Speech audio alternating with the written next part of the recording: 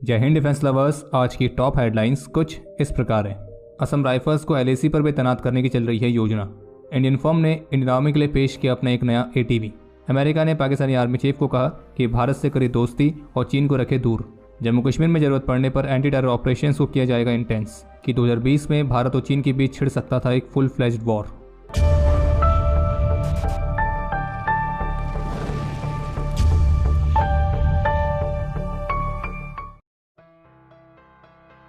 The Indian express की latest report के मुताबिक असम राइफल्स में कुछ क्रिटिकल ऑपरेशनल चेंजेस किए जाने की योजना चल रही है ताकि असम राइफल्स को नॉर्थ ईस्ट में ट्रेडिशनल काउंटर इंसर्जेंसी ड्यूटीज और भारत म्यांमार सीमा के अलावा जरूरत पड़ने पर एलएसी के साथ कन्वेंशनल रोल्स के लिए भी डिप्लॉय किया जा सके। और रिपोर्ट के मुताबिक ये वाला जो इशू है ये पिछले महीने शिलोंग में आयोजित की गई असम राइफल्स के इंस्पेक्टर जनरल्स के कॉन्फ्रेंस में डिस्कस किया गया है और जिसके तहत योजना बनाई गई है कि तत्काल जरूरत के मामले पर अगले कुछ महीनों में एलएसी के साथ 70% से अधिक असम राइफल्स के सोल्जर्स को डिप्लॉय किया जा सके तो उसके लिए उनकी अवेलेबिलिटी को सुनिश्चित किया जाए। अभी वर्तमान समय में असम राइफल्स की 46 बटालियंस हैं और जिनमें 65,000 से अधिक ट्रूप्स हैं। असम राइफल्स की करीब 20 बटालियंस भारत म्यांमार सीमा पर है और बची हुई 26 बटालियंस काउंटर इंसर्जेंसी वाले रोल्स में इन्वॉल्व रहती हैं। लेकिन अब असम राइफल्स की जो नई योजना है ये इस बात की तरफ संकेत करती है कि भारत एलएसी को और अच्छी तरह से सिक्योर करने के लिए चीन की तरफ काफी ज्यादा फोकस कर रहा है और इसके लिए किसी भी कन्वेंशनल वॉर फाइटिंग रोल के लिए असम राइफल्स के लिए कई अलग अलग रेंज के वेपन सिस्टम्स को भी खरीदने की योजना है। और जबकि इस रिपोर्ट में सोर्सेज के हवाले से भी बताया गया कि जो असम राइफल्स के ट्रूप्स हैं वो हर साल इंडियन आर्मी के साथ अलग अलग एक्सरसाइजेज में शामिल होते हैं जिसमें अलग अलग ऑपरेशन सिनेरियोज की प्रैक्टिस की जाती है और जिसमें ऑफेंसिव और डिफेंसिव हर तरह के रोल्स रहते हैं। और योजना है कि अगले कुछ महीनों में असम राइफल्स को और भी ज़्यादा टेक्नोलॉजी इंटेंसिव बनाया जाएगा और इसी के तहत कई अलग अलग रेंज के वेपन सिस्टम्स, कम्युनिकेशन इक्विपमेंट और कुछ मिलिट्री व्हीकल्स भी लिए जाएंगे और जिसमें एडिशनल 81 mm की motors, medium grenade launchers, passive night vision goggles, hand held thermal images, तो इस तरह के इक्विपमेंट भी शामिल रहेंगे। और असम राइफल्स के सोल्जर्स माइन लेइंग जैसी अलग अलग एक्टिविटीज में भी आर्मी के साथ रेगुलर बेसिस पर ट्रेनिंग करते हैं। लखनऊ बेस्ड एक भारतीय कंपनी जिसका नाम है डेका वॉर ट्रक्स, तो इन्होंने इंडियन आर्मी के लिए अपने दावोन 4x4 एटीवीज का प्रस्ताव पेश किया है। और जेन्स.com के साथ खास बातचीत में इस कंपनी के को फाउंडर मिस्टर यश श्रीवास्तव की तरफ से बताया गया कि उनके इस दावोन एटीवीज के जो ऑफिशियल यूजर ट्रायल्स हैं वो इंडियन आर्मी द्वारा एलओसी के साथ ऑलरेडी कंडक्ट किए जा चुके हैं और इन व्हीकल्स के ट्रायल्स लद्दाख रीजन में कंडक्ट किए जाने की योजना चल रही है। बाकी कंपनी के मुताबिक दावोन एक general purpose utility all terrain vehicle है जिसमें 4400 सीसी का कैटरपिलर डीजल इंजन लगा हुआ है और इसमें स्टेनैग लेवल 2 तक की आर्मर्ड और बोल्ट ऑन आर्मर कैपेबिलिटी भी है। और इसमें जिस तरह के चेसिस और सस्पेंशन सिस्टम का इस्तेमाल किया गया है तो वो इस व्हीकल को extra ordinary x country mobility provide करता है और इंडियन आर्मी की कई अलग अलग रिक्वायरमेंट्स को पूरा कर सकता है। और बाकी आपको ये भी बता दें कि डेका वॉर ट्रक्स द्वारा और भी कई अलग अलग तरह के व्हीकल्स विकसित किए गए हैं जैसे कि इनका एकलव्य नाम का एक mine resistant ambush protected armoured light tactical vehicle है जो कि इन्होंने खास तौर पर counter insurgency operations, border surveillance, command and control operations, reconnaissance task, high threat zone में पेट्रोलिंग के लिए, fire support, explosive ordnance support और ऐसी बाकी के कन्वेंशनल मिलिट्री ऑपरेशंस को ध्यान में रखकर डिजाइन किया है। इसके अलावा ये डकोटा नाम की एक रैकी जिप्सी अपग्रेड को भी ऑफर करते हैं और इंडियन आर्मी की सर्विस में कमीशन जिप्सीज की ऑपरेशनल कैपेबिलिटी और क्रू सेफ्टी को बढ़ाने के लिए कंपनी ने अपनी इस डकोटा रैकी जिप्सी अपग्रेडेशन का ऑफर भी दिया है।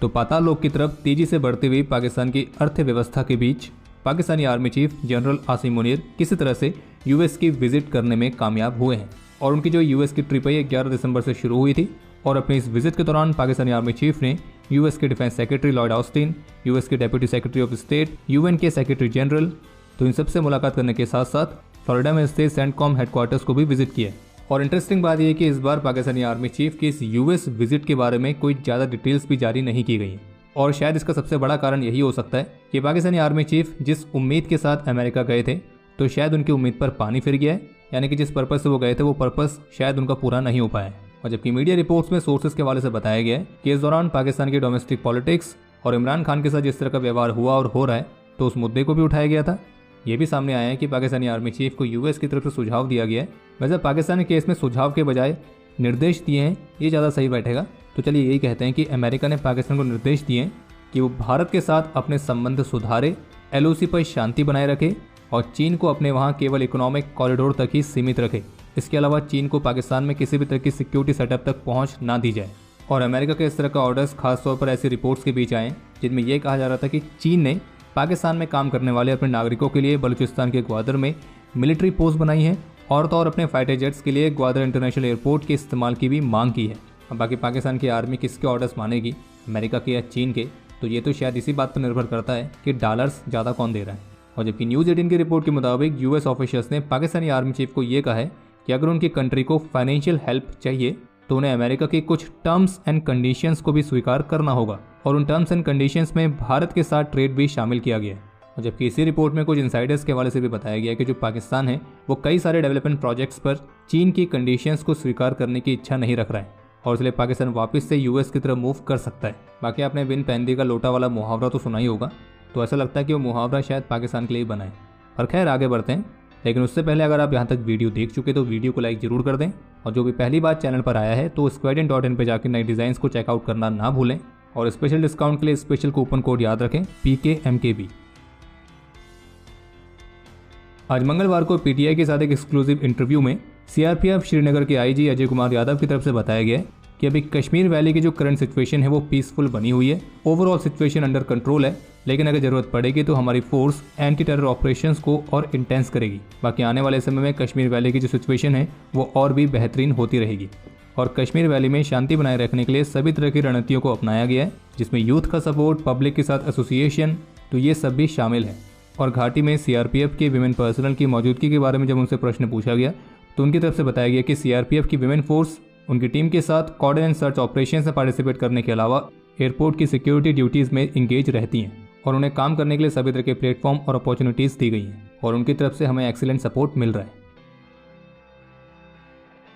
तो जैसे कि पिछले डिफेंस अपडेट में हमने आपको बताया था कि farmer army chief general MM Naravane sir द्वारा लिखी गई उनकी एक ऑटोबायोग्राफी आ रही है जिसका नाम है 4 स्टार्स ऑफ डेस्टिनी, जो कि अगले महीने लॉन्च होगी। तो इस बुक से जुड़े हुए कुछ और इनसाइट्स मीडिया रिपोर्ट्स में देखने को मिले, जैसे कि इस बुक में फॉर्मर आर्मी चीफ ने इस बात को रिवील किया है कि कैसे 2020 वाला जो स्टैंड ऑफ था उसने दोनों देशों को लगभग युद्ध के कगार पर लाकर खड़ा कर दिया था और हमारी आर्टिलरी गन्स उन चाइनीज टैंक्स पर फायर करने के लिए तैयार थी जो कि भारत की पोजीशंस पर धावा बोलने का प्रयास कर रहे थे। हालांकि भारत और चीन के बीच जो हॉटलाइन सेटअप की गई थी उसके माध्यम से इस सिचुएशन को टाला गया और फॉर्मर आर्मी चीफ ने अपनी इस बुक में कैलाश रेंज वाले ऑपरेशन को भी मेंशन किया है, वही ऑपरेशन जिसे 31 अगस्त 2020 की रात को अंजाम दिया गया था और हमारे ट्रूप्स ने कैलाश रेंजेस की महत्वपूर्ण चोटियों पर कब्जा किया था और इसी ऑपरेशन के बाद से चीन की जो अकड़ है उसमें कमी आई थी। और फॉर्मर आर्मी चीफ ने अपनी इस बुक में लिखा है कि जब चाइनीज PLA ने अपने टैंक्स और ट्रूप्स को पेंचिला माउंटेन पर मूव करना शुरू किया था तो उसके बाद फिर फॉर्मर आर्मी चीफ ने 31 अगस्त 2020 की रात को भारतीय रक्षा मंत्री को इसके बारे में बताया। तो रक्षा मंत्री की तरफ से साफ कहा गया था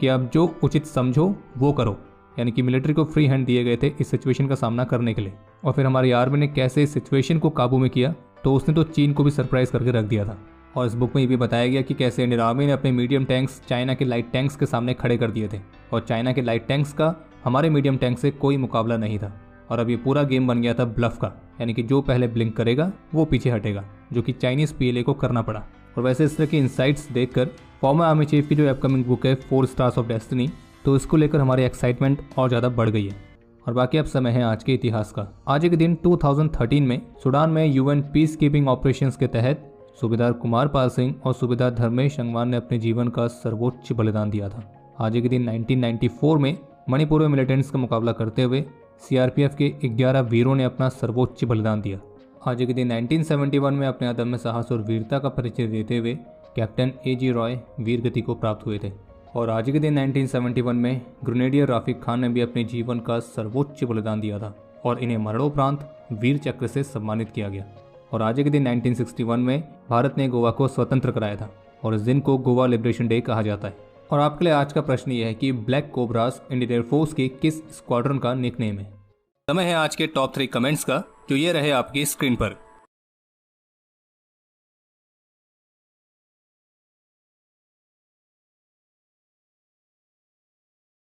तो हमारे आज के इस एपिसोड के लिए इतना ही। उम्मीद है आपको एपिसोड पसंद आया होगा। पसंद आया तो वीडियो को लाइक पक्का करना। कोई भी सुझाव या सवाल हो तो उसके लिए तो कमेंट सेक्शन हमेशा ओपन है। बाकी squadin.in पर जाकर नए डिज़ाइंस को चेकआउट करना ना भूलें। और अगर आप चैनल पर पहली बार आए हैं तो सब्सक्राइब जरूर करें। हम जल्दी मिलेंगे नए एपिसोड के साथ। तब तक के लिए जय हिंद, जय भारत।